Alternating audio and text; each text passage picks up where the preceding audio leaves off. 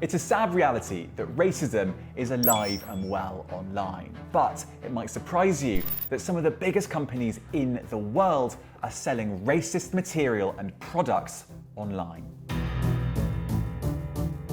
Our investigation has also found that online retailers' own algorithms are often promoting racist products, which they then benefit from financially.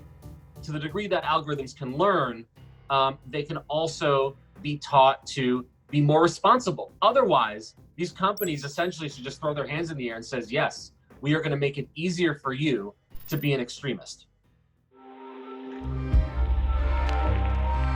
The Black Lives Matter movement has been an awakening for many, not just people, but companies too.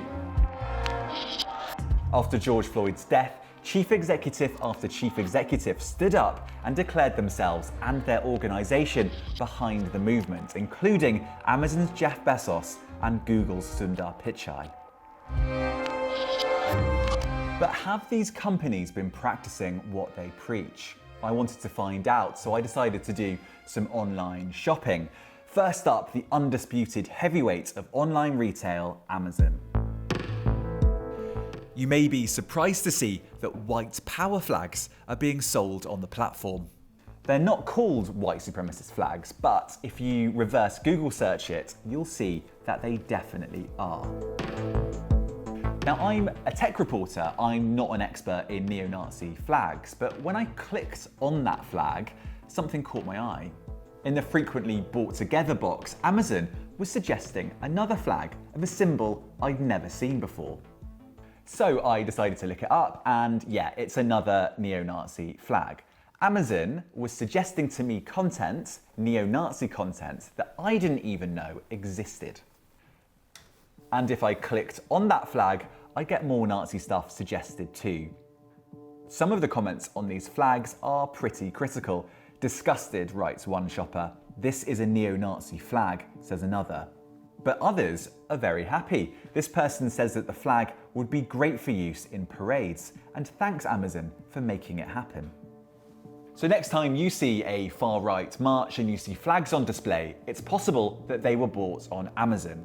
Amazon may have profited from them.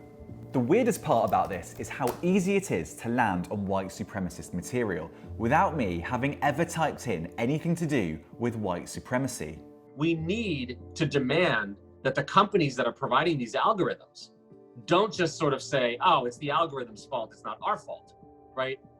They need to constantly be on top of what is their algorithm recommending and making sure that they're fine-tuning it so that people cannot game the system.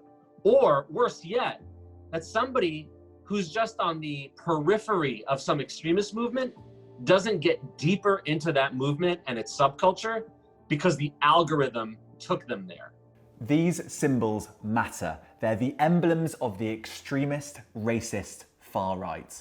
The Christchurch shooter, for example, wore these two symbols. There's lots more I could show you on Amazon, but let's take another example. This time, the KKK, the Ku Klux Klan, and another online retailer, Wish. Now, Wish doesn't have any explicit KKK merchandise, but it does have this old 1960s cartoon. However, if I click on related items, suddenly I'm offered a load of things that are associated with the KKK. In fact, the first two items that are suggested are a hood and a white power sticker.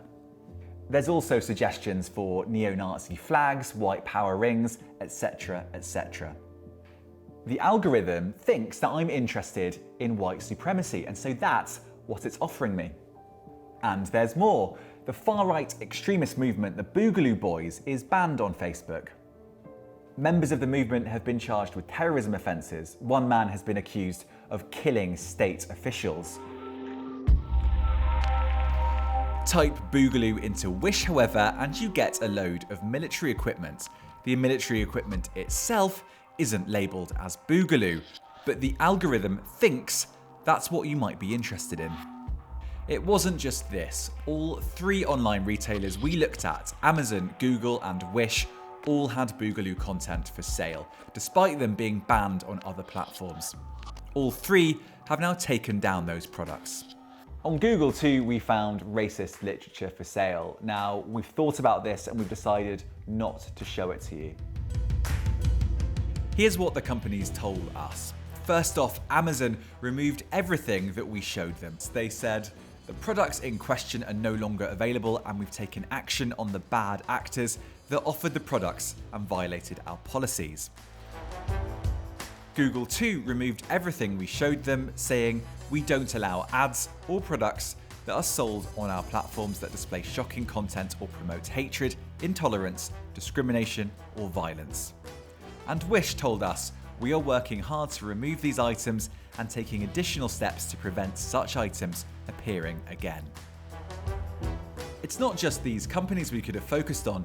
Many other online retailers also have problematic products for sale. The big question now is what should and shouldn't stay up, and how can companies moderate their platforms so that they don't profit from hate? Wow, well that was James Clayton, who's with me now online. James, I got the feeling that these items were only taken down when you notified these platforms. Do you think they really are actively hunting for offensive items? That is the million-dollar question. And in a way, there's no way of knowing because they wouldn't actively advertise every time they took something down. When you do approach these companies and say, look, this is the kind of thing that you're like either selling or you have on your platform, they say, we didn't realize, we'll take it down straight away. But there's clearly an issue there around how they moderate the platform. No matter how many human moderators you throw at a platform, it's just numerically impossible to take down the amount of content that they would need to. There is one crucial difference with this than Facebook, Twitter, right? Because Facebook have, as they always say, like billions and billions of posts that they have to deal with. Whereas when you're actually an online retailer, the amount of products that you're actually selling is way fewer. And so that defense doesn't quite work when it comes to online retailing. I guess this is just another example of the algorithms doing their job and doing them well. The company is actively promoting other racist stuff. The algorithm knows that lots of people who type in Boogaloo are interested in military stuff, and so it promotes and suggests military equipment. But others might say it's not a particularly smart move to suggest military equipment to an organization that has links to the extreme right and to terrorist offences. Some of the items and some of the symbols are not just racist, they've been appropriated. Right, so for example, a swastika was, and still is, a Hindu sign. And a lot of these new neo-Nazi signs are old pagan signs. This is why the algorithm is so important, because if you're typing in KKK or white supremacy, it's pretty clear what you're searching for. Are they platforms? Are they publishers? How much responsibility do they want to take? You could argue that Amazon could say, look, we are libertarians, we think that we should sell everything. We don't make judgment calls on that.